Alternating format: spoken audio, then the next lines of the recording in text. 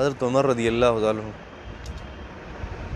په ابتدا د اسلام کې د دین اسلام د ټول نه غټ دشمنو ټول نه زیات دشمنی د دین اسلام سره چا کړې وه؟ حضرت عمر رضی الله تعالی بیا نبی کریم صلی الله علیه وسلم دعا غوښتې وه د هغه دپاره چې خدایه دوه عمره دي څو دوه عمره په مکه مکرمه کې یو ابو جهل ته هغه م عمر و او یو دا عمر بن الخطاب و ده ته بیا م عمر وي خدایه په دې عمرینو کې یو عمر مسلمان کې چې دین اسلام ته طاقت او قوت ملو شي ځکه دا ډېر زورور کسانو ابو جهل خو ډېر ضدي و خو لاړو حضرت عمر دپاره نبي کریم صلی الله علیه وسلم هغه دعا غوښته هغه مسلمان یاد ساتئ یو خبره درته وکړم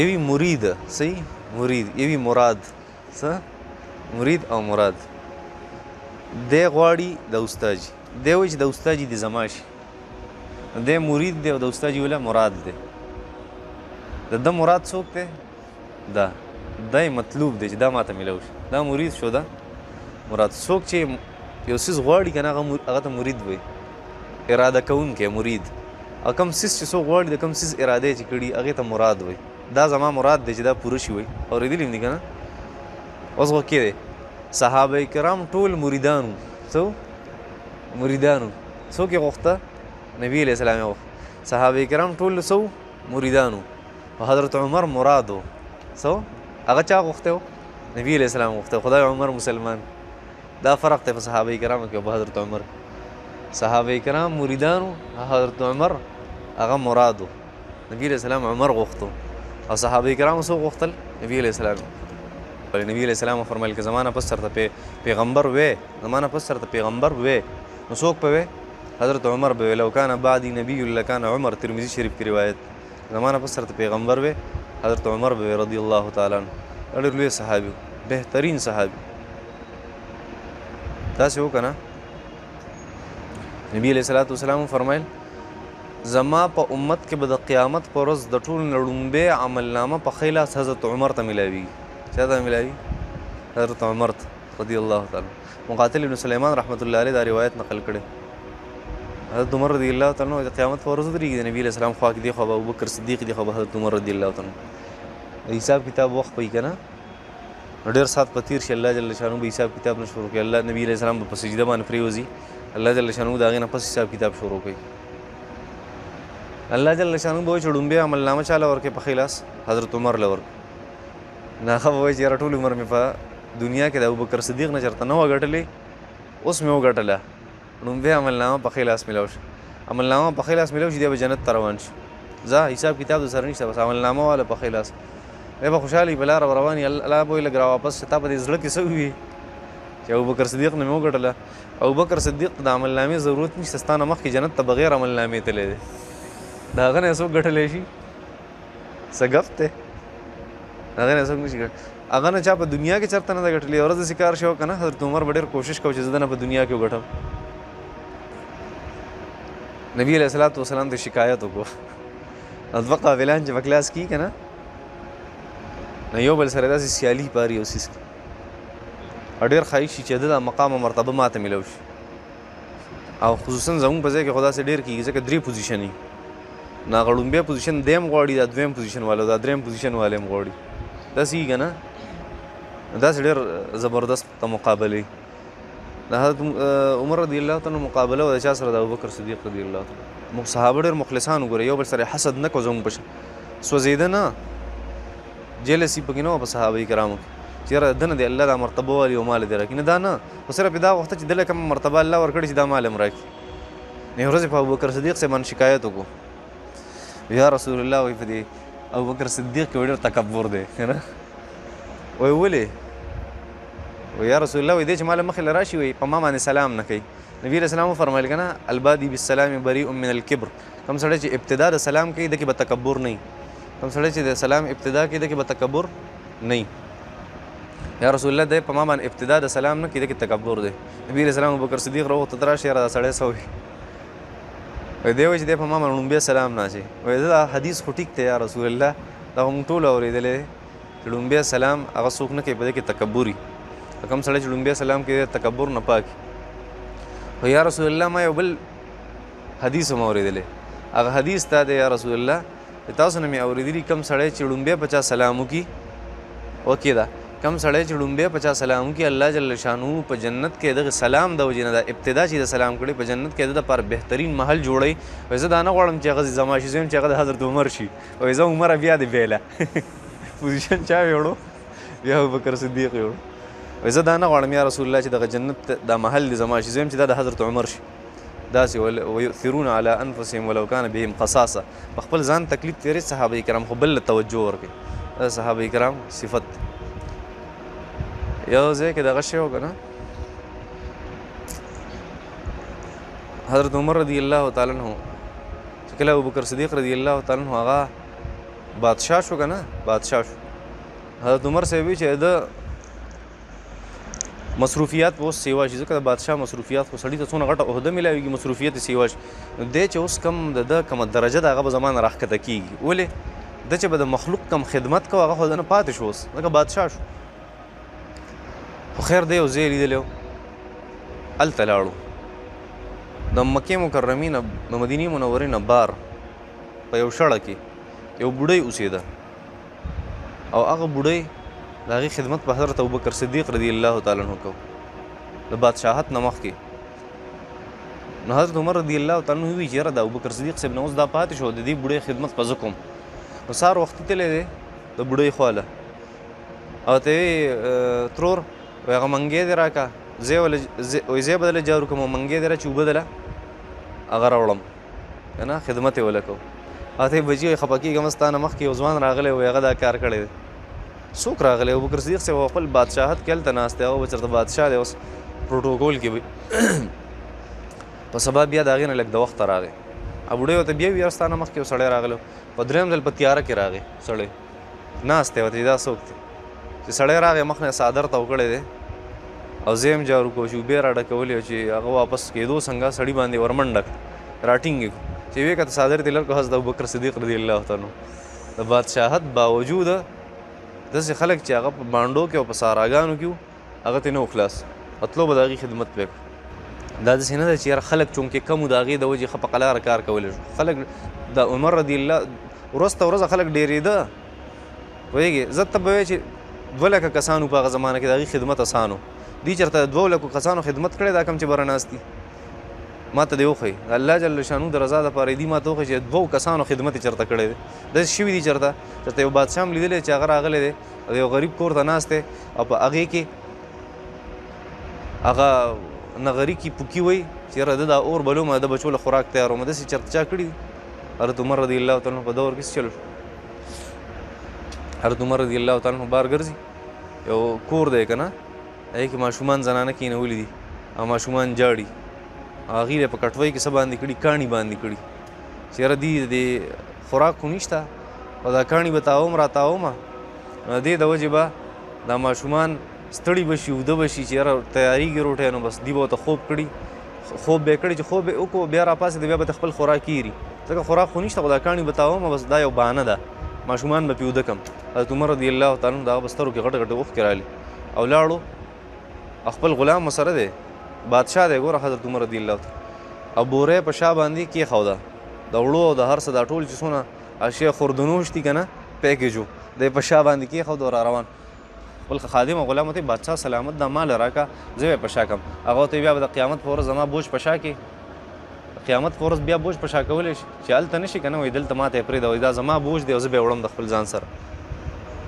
داسې خدمت بیا راغی خادم یې حضرت عمر ما لیدو چې په خپله یې وله روټۍ تیاروله او لوګی به یې کو پوکې به یې و داسې په هغه اور کې نغري هغه ټولې ایرې د حضرت عمر رضی الله تعالی په ږیره مبارک کې پرېوتې وایي داسې په خپله کول ما ورته دا ته څه کې بادشاه سلامت امیر المؤمنین دا څه کې زنانه ورته دا به زه پاخه کړمه تا خو هر څه راوړه هغه ورته نه ماشومان مې په جړا لیدلي دي څو پورې مې په خندا نه لیدلي نه واپس کېږم دا به وینم په خندا باندې هغې نه پس په واپس دا بادشاهي هسې خبره مې دا کوله چې مقابله وه حضرت عمر رضی الله تعالی د حضرت ابوبکر صدیق رضی الله تعالی سره یو بله بوډۍ وه که نه د هغې خدمت له تللی حضرت عمر ابوبکر صدیق صاحب چې وفات شو چا ورته چې هلته یو بوډۍ ده او په سترګو معذوره ده او هغې له لاړ شه خدمت وله اوس کوه او حضرت ابوبکر صدیق صاحب هغې له به کجورې وړې ته هم وله کجورې وړه عمر رضی الله تعالی لاړو کجورې وله ویې وړې او کجوري ولا ورکړې ترور وې دا واله خو ځان یې پې غلی کړی چې لکه دا ما ونه پېژني چې دا ابوبکر صدیق صاحب دی که بل څوک هغه ته یې بچي ابوبکر صدیق څه شو هغه په سترګو باندې نابینه وه ابوبکر صدیق څه شو نو هغې ورته تا څنګه وپېژندم چې ابوبکر صدیق نه یم هغې تا او ابوبکر صدیق کې یو فرق دی فرق دا دی ابوبکر صدیق چې به کله کجوره ماله راکوله هډوکې به یې تلر کړه تا سره دا هډوکي راکړه په دې معلوم کړه چې دا حضرت ابوبکر صدیق صاحب نه دا څوک بل څوک دی که نه داسې لوی صحابه کرام چې یو بل سره په دې څیز کې سیالي کوله دغه وجه به حضرت عمر نه داسې انسان جوړ شو الله جل شانو ته داسې انسان جوړ کړو که نه چې یو زمیندار ناست دی زمیندار او هغه ګډې ویزې دي ورسره شپنکی دی او یو شرمخ راغی که نه شرمخ ازمری یو ګډی وله ماته کړه هغه ایسته په ژړا شو هغه ورته وی چا ورته وی ولې ژاړي یوه ګډه ده خو بس څه چلو شو نو یوه ګډه ده نو دومره غټ کنډک دی یوه ګډه پکې شرمخ چرته ماته کړه چرته یې ماته کړه ته په هغې باندې خفه یي هغه ته په دې نه یم خفه چې زما ګډه هغه یو ازمري ماته کړه په دې خفه یم چې حضرت عمر وفات شو وی ولې تا ته څنګه پته ولګېده وایي دا ازمری به روزانه دې سره ګرځېدو خو د حضرت عمر د عدل نه دومره سخت یېرېدو دا ازمری چې په دې حمله نه شوه کولی اوس چې دا حمله وکړه دا زړور شوی پته لګي حضرت عمر صاحب وفات شوی دی ازمري به ته یېرېده ځناور به ته یېرېده داسې الله جل شانو داسې انسان د هغه چې کوم روب و هغې د ځناورو په زړونو کې مچولو صحیح ده عنده مفاتح الغیب وعنده مفاتح الغيب لا يعلمها إلا هو ويعلم ما في البر والبحر وما تسقط من ورقة إلا يعلمها ولا حبة في ظلمات الأرض ولا رطب ولا يابس إلا في كتاب مبين صدق الله العظيم الله فرمي وعنده أو ذا الله سرى وعنده أو ذا الله سرى أو ذا الله سخا مفاتح الغیب کنجیان د غیب دي چابیان د غیب دي کنجیان د غیب دي مفاتح الغیب د غیب چابیان وعنده او د الله سره مفاتح الغیب چابیان د غیب دي لا يعلمها نه پوهیږي په هغې باندې الا مگر هو دغه الله ویعلم او الله سره علم دی الله عالم دی ما په هغه څه فی البر چې په اوچه باندې دي والبحر او په لمده باندې دي وما تسقط او نه پرېوځي من ورقة یو پاڼه د ونې وما تسقط او نه پرېوځي من ورقة یو پاڼه د ونې یو پاڼه د بوټي یو پاڼه الا مگر یعلمها الله عالم دی په هغې باندې ولا حبة او نه یو دانه فی ظلمات الارض د ځمکې په تیارو کې ولا رطب او نه لون څیز ولا یابس او نه اوچ څیز الا مگر فی کتاب مبین فی کتاب په کتاب کې مبین ښکاره الا مگر فی کتاب مبین په ښکاره کتاب کې دی وعنده د الله جل شانو سره مفاتح الغیب مفاتح الغیب مفاتیح الغیب مفاتح د مفتح یا د مفتح چابې ته وایي چابې مفتح د دې جمع مفاتح او مفاتیح راځي کنجیانو ته وایي یا خزانو ته وایي الغیب پټ سیس ته وایي الغیب پټ سیس ته وایي نو عنده د الله جل شانو سره مفاتح الغیب د غیب و خزانی دی یا د غیب و چابیانی دی وسره دا آیت مبارکه د دې مقصد د الله جل شانو علم او قدرت ته الله خپل علم خی او خپل قدرت خی په دې آیت مبارک خپل طاقت او خپل علم ذکر دین مخکې او خبره تیره شوه چې والله اعلم بالظالمین الله جل شانو زیات پوهه دی په انجام د ظالم خلکو باندې نو زیات پوهه دی اوس الله جل شانو فرمایي چې زه څنګه پوهه یم نو عنده مفاتح الغیب د غیب چې څونه خزانې دي یا د غیب چې کوم علم دی دا صرف چا سره دی د الله سره دا دواړه معنی دي مفاتح الغیب چابیان د غیب یا مفاتح الغیب خزانې د غیب دواړه لا يعلمها الا هو، دا صرف الله جل شانه تر دغه علم دی، بل چاته علم نشته. چابی د سره پر استعمالیږي تالی د کلاولو دپاره. تاله چې کلاو شي ناغسیس کلاو شي، کم چې مقصدي سیز دی داسې نه ده. کنجي چابي استعمالیږي څه دپاره؟ تالی د کلاولو دپاره. او تاله چې کلاو شي انسان ورسي او مقصدي سیز ته. اوس مقصدي سیز هغه څه شی دی؟ هغه غیب دی، علم غیب. الله جل شانه فرمایل چې د غیب چابیان ما سره دي. مطلب څه دی؟ چې علم غیب ما سره دی. خیال هم دی. الله جل شانه فرمایي وعنده مفاتيح الغیب، د غیب چابیان هغه ما سره دي. لا يعلمها الا هو، نه پیژني دغه لرا صرف الله جل شانه. مفاتيح دا خزانو تم وي، یعنی د غیب خزانی زما سره دی، بل چا سره نشته. خزانی ما سره دي او چابیان هم د غیب ما سره دي. یو خبر ځان سره یاد ساته، غیب هغه سيزونه ته وایي چې هغه د مخلوقاتو نه پټي. د چا نه پټي؟ د مخلوقاتو نه پټ سيزونه، هغه ته غیب وایي. الله جل شانو په هغه باندې پوهیږي که هغه پټ سيزونه د ماضي، که د حالي او که د مستقبلي، که تیر زمانی، که د موجوده زمانی او که د را روان زمانی. د هغې علم د څه وایي؟ علم غیب ورته وایي. د هغې علم د څه وایي؟ علم غیب ورته وایي. خو هله ورته علم غیب وایي کله چې بغیر د واسطې نه، کله چې بغیر د واسطې نه. پټ سیز د مخلوقاتو ته دې ته غیب وایي. او د دې غیبو پیژنګلو ته که په ماضي کې دي، که په مستقبل کې دي، که په حال کې دي، ته علم غیب وایي. خو هله ورته علم غیب وایي کله چې بغیر د واسطې نه، بغیر د واسطې. نو عنده مفاتيح الغیب، د غیبو چابیان صرف د الله جل شانه سره دي. لا يعلمها الا هو، نه پیژني دغه لران عالم نه دی په دغه باندې څوک الا مگر هو دغه الله جل شانه. ويعلم ما في البر والبحر، دا ړومبه الله جل شانو فارموله بیان کړه چې د غیب او خزاني صرف چا سره دي؟ زما سره. الله فرمایي بیا الله د غیب او چابیان چا سره دي؟ صرف زما سره. دا کنایه د امام رازي رحمت الله علیه فرمایي د علم غیب نه. څوک دا نه وایي کم خلک چې د غیر الله د علم غیب قایل دي چې د الله نه ما سوا بل چاته علم غیب شته. څه خلک شته که نه؟ څه خلک شته که د الله نه ما سوا وایي نور چاته هم د غیب علم شته. هغوی په دې آیت مبارکه کې دا اعتراض کوي چې تا خو یو معنی وکړه وعنده مفاتيح الغیب، الله جل شانو سره چابیانې د غیب دي، یا الله سره خزانې د غیب دي. نو چابیانې د غیب او چابیان خلک بل چاله هم ورکولی شي. ګورې نه خالد ته ځو یم ورشه کمره کولاو کا پلان کې سیز راوړه، چابیانې زه دله هم ورکولی شي.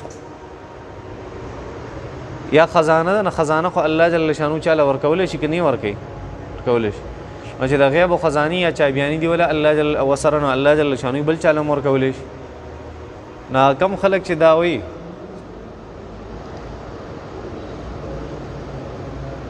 چې یاره الله جل شانو کېدی شي دا مونږ چې څوک وایو چې ده ته علم غیب شته الله وله ورکړي، الله جل شانو په هغې باندې رد وکړو چې لا یعلمها الا هو. دا خزانې او چابیانې د غیب په دې که څوک پوهېږي نو صرف څوک پې پوهېږي؟ الله جل شانو. د خلکو ذهن نه بلکل هغه اعتراض ختم کړو، هغه اعتراض ختم کړو بلکل. چې یاره څوک دا ونه وایي چې یاره کېدی شي چاله یې ورکړي دا چابیانې د غیبو یا خزانې د غیبو. الله فارموله بیان کړه چې وعنده مفاتيح الغیب لا يعلمها الا هو. بیا الله جل شانو دغه تفسیر بیانوي او تفصیل کوي چې زه په غیب باندې عالم یم څنګه. دا خو ما فارموله بیان کړه، خو په دې فارموله به تاسو صحیح پوه نه شئ. امام رازي رحمت الله علیه خو تفسیر کړی دی چې دا وعنده مفاتيح الغیب لا يعلمها الا هو، دې مطلب څه دا یو کوډ ورډز دي د الله جل شانه د طرف نه، په دې باندې کنایه ده، استعاره ده دې خبرې دپاره چې په غیب باندې صرف څوک پوهېږي؟ الله. الله جل شانه د دغې فارمولې سره سره تفسیر هم بیان کړی او تفصیل یې بیان کړی. چې تاسو ښیم چې غیب څه شی دی؟ ښه کم چې تاسو سره نږدې غیب دی. ویعلم ما فی البر والبحر، اے مخلوقات ځان ته لږ ګورئ ستاسو چې په کوم ځای کې اوسېږئ نو دوه قسمه ځګونه دي. څو قسمه؟ دوه قسمه. یو قسم ځای هغه اوچه ده او یو قسم ځای لمده ده. د دې نه بار څه شته؟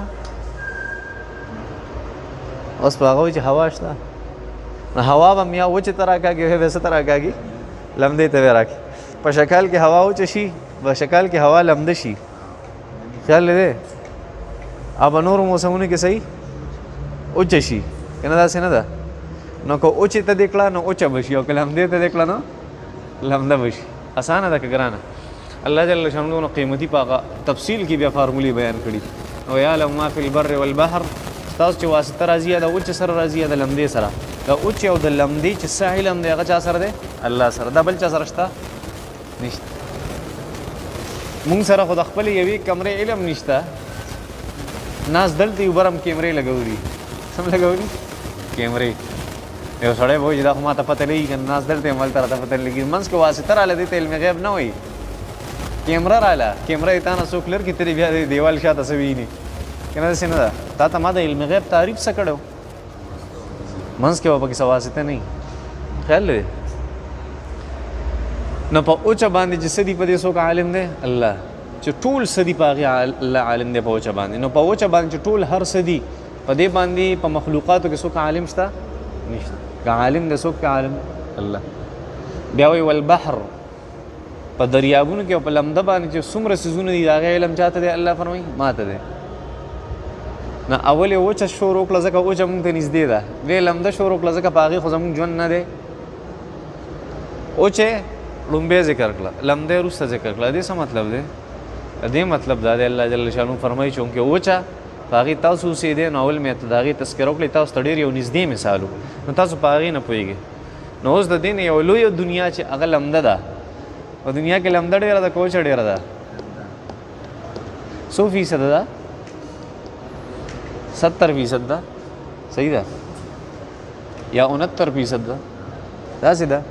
او دا نوره وچه ده، وچه ډېره کمه ده او لمده ډېره زیاته ده. 30% څه شی ده؟ یا 21% وچه ده او نور ټوله څه ده؟ لمده ده. زیاته څه شی شوه؟ لمده شوه. وچه خو لږه ده که نه؟ او لمده سیوا ده. الله هغه لږ مونږ ته بیان کړو ځکه چې تاسو سره لږ شانه علم دی. وما اوتیتم من العلم الا قلیلا. هغه لږ چې پوهېږې په هغه لږه کې چې لږ پوهېږې نو په هغې کې هم لږ پوهېږې. الله ډېر یو کمالي علم دی د الله جل شانو. یاد ساتئ په لمده او په وچه کې کمه یوه ده وچه. مونږ په وچه اوسېږو، داسې ده. په لږ ځای کې اوسېږو، مطلب دا دی. او په لږ ځای کې د هغې هم پوره علم راته نشته. نو په لږه کې زمونږ علم بیا هم لږ شو، په لږه کې زمونږ علم بیا څه شو؟ بیا هم لږ شو. په لږه کې چې علم لږ شي نو هغې ته څه وایي؟ هغې ته دا آیت مبارکه وایي تقریبا د صورت بني اسرائیل چې الله فرمایي ما اوتیتم من العلم الا قلیلا. تاسو له مې په لږ کې لږ علم درکړی. قلیل څه ته وایي؟ لږ. په قلیلن باندې د پاسه یو تنوین راغلی، دو زبر تنوین. دا ځان له تقلیل لپاره راغلی. د څه لپاره؟ تقلیل. تنوین یو قسم د تقلیل دی. د تنوین ځان له معنه ده. ګورئ تاسو ته ما ویلي نو قلیل لږ ته وایي، د پاسه پې تنوین راغی د هغې معنه هم لږ ده. نو لږ له چې په ضرب لږ کې ضرب ورکړي نو ښه لږ شي، ښه څه شي؟ ښه لږ شي. داسې نه ده. الله جل شانو فرمایي علامه صاحب تعالی چې مې کوم علم درکړی دی هغه په لږ کې لږ دی، هغه په لږ کې لږ دی، ډېر لږ دی. وما اوتیتم من العلم الا قلیلا. په لږ کې مې لږ علم، قلیل هم لږ ته وایي، بیا یې په تنوین هم کړی دی، بس کار یې وله کړی دی. علامه صاحب وایي دا ته چې برید تاوې که نه چې ما سره علم دی او خلکو سره چیړونه کوې، داسې مه کوئ، په ارام کښېنه، ستا به صحیح علم به دې صحیح، چرګوټو به صحیح علم. الله جل شانو فرمایي ویعلم ما فی البر والبحر. په وچه او په لمده باندې چې څه دي په هغې عالم څوک دی؟ الله جل شانو دی. وما تسقط من ورقة الا يعلمها.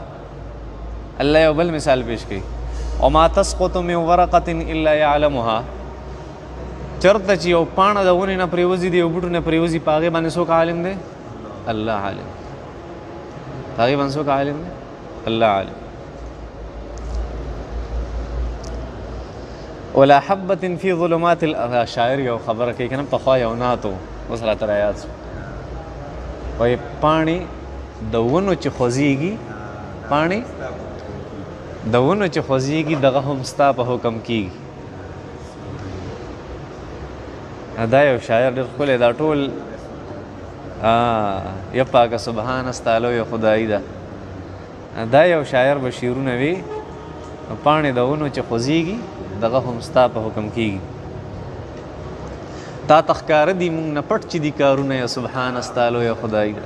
تا ته ښکاره دي موږ نه پټ چې دي کارونه. د دې آیت تشریح ده دقه زبردست. نو وما تسقط من ورقة الا يعلمها چرته چې پاڼه غورځېږي نو دا د چا په حکم کېږي؟ د الله. په دې باندې څوک عالم دی؟ الله. ولا حبة في ظلمات الارض ولا حبة یو دانه في ظلمات الارض ځمکې په تیارو کې ولا رطب او نه یو لون څیز ولا یابس او نه یو اوچ څیز الا فی کتاب مبین مګر دا په کتاب مبین کې دی د الله په علم کې. الا فی کتاب مبین دا د الله په علم کې.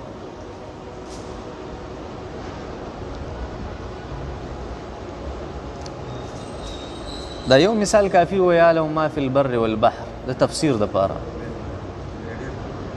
خیال هم دی الله فرمایي زه په غیب باندې عالم یم. بیا دوه درې مثاله ورکړي څو دوه درې لومبی مثال ورکړی و یعلم ما فی البر والبحر په وچ او په لمده کې څه دي په هغې زه پوهېږم. ګوره دې ته وک کې دی ډېر قیمتي څیز دی. ګورې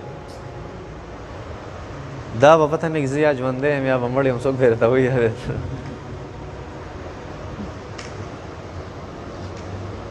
دا یو مثال کافي و چې په وچ او په لمده کې سړي زه عالم یم بس قصه ختمه کړه هر څه پکې راغلی. تفسیر اولې اجمال ذکر کو بیا ول تفسیر بس دا دوه خبرې کافي دي. وروسته د ساجت ته وما تسقط من ورقة الا يعلمها پاڼه چې چېرته غورځېږي دا د الله په علم کې ده. او چېرته هم چې زمیندار کاکا لاندې څه غورځوي یو دانه شیندي هغه د ځمکې تیارو ته ورسي الله فرمایي زه په دې باندې عالم یم. او دې یو بل ځای کې ډېره عجیبه خبره ذکر کړې سورة واقعه کې افرأیتم ما تحرثون. دا تاسو چې کومه زمینداري کوئ او کر کوئ افرأیتم ما تحرثون. ته موبایل ګورې لکه که ها او که نه افرأیتم ما تحرثون دا تاسو چې کوم کر کوئ زمینداره کوئ اانتم تزرعونه ام نحن الزارعون. تاسو صرف زمینداری کوئ دا زه راخېجوم که تاسې راخېجوئ. دا زیرا زرغونوم که تاسې کوئ. الله لو نشاء لجعلناه حطاما فظلتم تفکهون. الله فرمایي زه غواړم دا هر څه به دله ټوکلې ټوکلې کړم دا فصلونه بیا به د چا نه تپوس کوئ بیا به وایي چې انا لمغرمون مونږ خو ډېر په تاوان کې شو. بیا به دا وایي الله فرمایي ښه نو دې نورو خبرو څه ضرورت و هلته خو د الله علم مونږ ته پته ولګېد څونه علم دی. دې څه ضرورت خو نه و زما په خیال چې وما چې چېرته پاڼه غورځېږي دا د الله په علم غورځېږي. او چېرته چې تیاري نه الله جل شانو فرمایي الا فی کتاب مبین دا زما په علم کې ده. دا فرشتو ته الله ځان ښیي. چا ته ځان ښیي؟ فرشتو ته الله ځان. الا فی کتاب مبین دا الله جل شانو خپل علم هغه لیکلی دی په څه کې په لوح محفوظ کې. څه باره کې ما کان و ما یکون څه چې شوي دي او څه به کېږي الله دا ټول لیکلي په لوح محفوظ. دا درته وایم چې لوح محفوظ څه شی دی. د دې نه مخکې یو خبره اوره الله جل شانه دا څومره څه چې په کائنات کې کېږي دی مخکې نه لیکلي دي. څه ته چې مونږ تقدیرونه وایو الله جل شانه فرشتو ته ځان ښودو په کائنات کې چې اوس څه کېږي که نه دا ما په هغه ټایم کې لیکلي فرشتو ته پته ولګېد چې الله علم هغه ډېر کامل علم دی. نه رسوي په دې خبرو باندې د الله علم چې وی لیکل 50,000 کاله مخکې د انسان د پیدایش نه لیکل هغه دي او ثابتېږي اوس 100% هغه شانتې فرشتو ته پته ده چې په لوح محفوظ کې څه کېږي څه لیکلي هغه اوس هم کېږي. په لوح محفوظ کې چې څه لیکلي هغه اوس هم کېږي. د دې نه ورته پته ولګېږي چې د الله علم ډېر زبردست علم دی. خیال مو دی الله جل شانه فرمایي چې چېرته وما تسقط من ورقة الا يعلمها ولا حبة في ظلمات الارض الا في کتاب مبین. پورې یو قصې ذکر دا په څه کې دي په لوح محفوظ کې.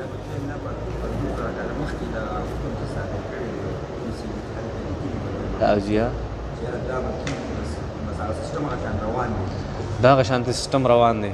په هغې هم ټولې فرشتې عالمانې نه دي چې کومې فرشتې په لوح محفوظ باندې عالمانې دي. په څه باندې لوح محفوظ باندې اخو ډېرې چوتې فرشتې دي که نه ډېرې چوتې فرشتې الله ورته لوح محفوظ له علم ښودلی دی ورکړی اوس چې هلته څه لیکلي هغه شانتې کېږي هغې ته دا خبره ثابته شو چې الله جل شانه د هغه علم ډېر کامل علم ډېر چوته علم دی نو ځکه وایي چې الا فی کتاب مبین دا هر څه د الله جل شانه په یو ښکاره کتاب کې دي لوح محفوظ ته لوح محفوظ هم وایي کتاب مبین هم ورته وایي الکتاب هم ورته وایي کتاب هم ورته وایي الکتاب هم ورته وایي صحیح ده دا ټولې تذکرې قرآن مجید کې راغلي دي ما اصاب من مصیبة الا فی انفسکم الا فی کتاب من قبل ان نبرأها فی کتاب من قبل ان نبرأها الله جل شانه ذکر آیت رانا پورا یور خزا رایات بشرت وانه لفی الكتاب الكتاب بتالته سورۃ بروج کې وتوي انه لقرآن مجید فی څنګه ده اغشتا ایتونه روزانه په مانځ کې ورانه بل هو قرآن مجید فی لوح محفوظ ده څه ده انه لقرآن مجید بل